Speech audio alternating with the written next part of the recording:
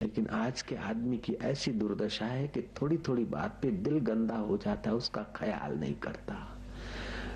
तो गरुड़ का विचार हुआ कि मेरे ठाकुर जी को अगर मैं नहीं छुड़ाता तो क्या हाल हुआ। बस ऐसा सोचना, संदेह की खाई में गिरे, संदेह की खाई में गिरे और अहंकार अपना उत्पन्न हुआ।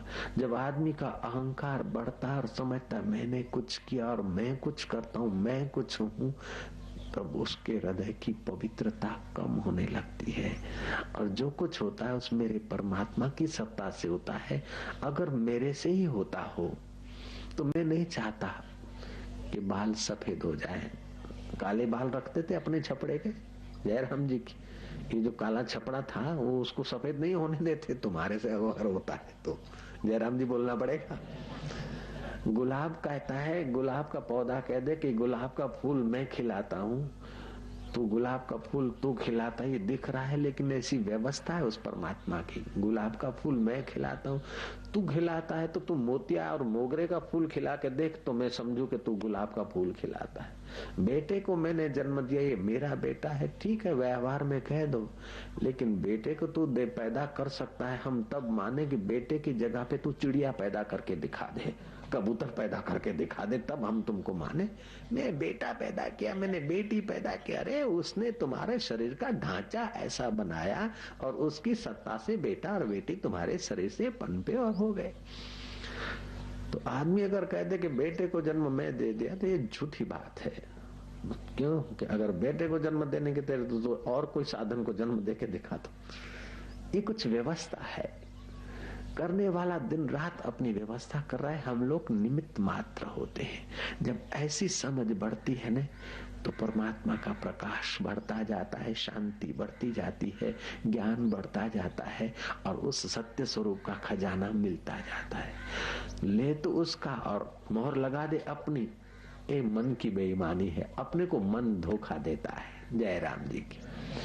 अब गरुड़ जैसे को धोखा दे सकता है तो तुम्हारे को हमारे को कभी धोखा दे दे, इसमें आप संकोच न, संदेह नहीं करना, मिल सकता है। इसलिए सतत सावधान के परमात्मा मन के धोखे से हमको बचाना। नारायण नारायण। गरुड़ जी को धोखा हो गया।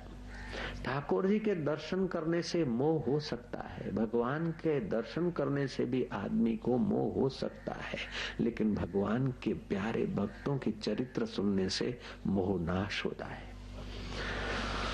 गरुड़ को हो गया मोह और मोह होने से माना देह में मोह हो गया ना, कर्तृत्व शक्ति में अपने में मोह हो गया, वो सत्ता भूल गया, अशांति हो गई।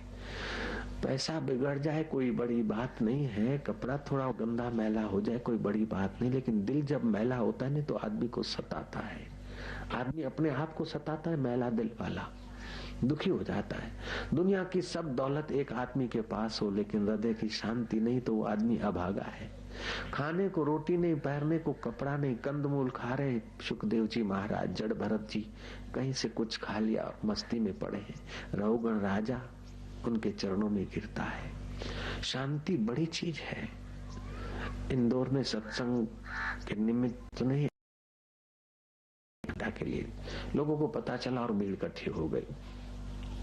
उसमें एक आदमी आके, स्वामी जी इंदौर का सत्संग मैंने अटेंड किया था एक बार, उसके बाद आपके जो हमारे को सब ठीक हो गया बाबा जी, प्रमोशन भी हो गया, गाड़ी भी मिल गया, क्या क्या हो गया बाबा जी, मकान सब हो गया, लेकिन बाबा जी शांति नहीं है। सब कुछ है, शांति नहीं। मेरे को तो जोरों की हंसी आई। मैं क्या, तू क्या कह रहा है? बोले बाबा जी सब कुछ हो गया, गाड़ी मिल गई, प्रमोशन हो गया, बंगला हो गया, सब कुछ हो गया, लेकिन शांति नहीं। मैं क्या, सब कुछ होने के बाद जो शांति नहीं तो फिर होने की कीमत भी क्या है? सब कुछ मिला लेकिन हृदय की शांति तो खो दिया तुमने, तो फिर सब कुछ मिलने की कीमत क्या है? हृदय की शांति बड़ी चीज है। हृदय की शांति सत्संग से मिलती है, हृदय की शांति सेवा से मिलती है, हृदय की शांति सत्पुरुषों के समागम से मिलती है, हृदय की शांति उस सत्य स्वरूप परमात्मा के नाते कार्य करने से मिलती है। काम तो सब कर रहे हैं, रात पाली लोग कर रहे हैं, दिन पाली करते, 16-16 घंटा मजदूरी करते हैं 4 पैसों के लिए। भक्त अगर सेवा कर लेता है भगवान के लिए तो उसका हृदय कितना पवित्र होता है। महाराज विमोह हो गया। किसको? गरुड़ जी को। भगवान के दर्शन कर रहा है। गया शिवलोक में, भगवान शिव जी को विनंती करता है कि भगवान मुझे थोड़ी अशांति हो गई। बोले अशांति का कारण होगा, दुख का कारण होता है। तो दुख का कारण तो ये है कि प्रभु अब मैं तुम्हारे चरणों में आया हूँ, मेरे ऊपर कृपा करो। शिव जी बोलते दुखी कैसे हुआ? बोले दुखी हुआ कि मैंने ठाकुर जी को नागपाश में बंधे देखा। नारद जी ने मेरे को बताया, मैं गया, नाग तो भाग गए, बाकी के नागों को जरा किसी को चौंच पहुंच करके ठाकुर जी को बंधन मुक्त करा दिया। मेरे मन में तब से ये भाव आया कि ये ठाकुर जी इतने बड़े भगवान और नागपाश से भी अपने को नहीं छुड़ा सकते, अगर मैं नहीं आता तो उनका क्या हाल होता। जिस दिन से वो विचार आ गया तब से महाराज मेरी शांति गायब हो गई, मेरी प्रसन्नता खो गई। शिव जी बोला कि जा गरुड़ तू अभागा है, तेरे को मैं सत्संग नहीं सुनाऊंगा, तुझे मैं राम रस नहीं दूंगा। खग की भाषा खग ही जाने, तो पक्षी है ना, आखिर कितना भी गरुड़ है भगवान के चरणों में रहा, लेकिन आखिर तो पक्षी रहा। बुद्धू, मैं अब तेरे को शांति का उपदेश नहीं दूंगा। जा काकभूषण के पास और उनके चरणों में बैठकर जब भगवान का चरित्र सुनेगा या भगवान के भक्तों की गाथा सुनेगा, सत्संग सुनेगा, तब तेरा पाप कटेगा और तुझे फिर शांति प्राप्त हो जाएगी। महाराज गरुड़ जी गए हैं काकभूषण के पास और काकभूषण को अनुनय विनय करके गरुड़ जी ने सत्संग सुना है।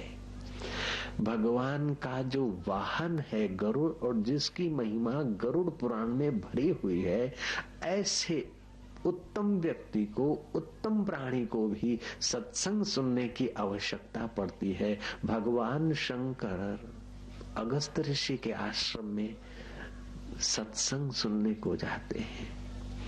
मेरे गुरुदेव नैनीताल में रहते जंगलों में कोई आज्ञा के बिना कुटिया पे जा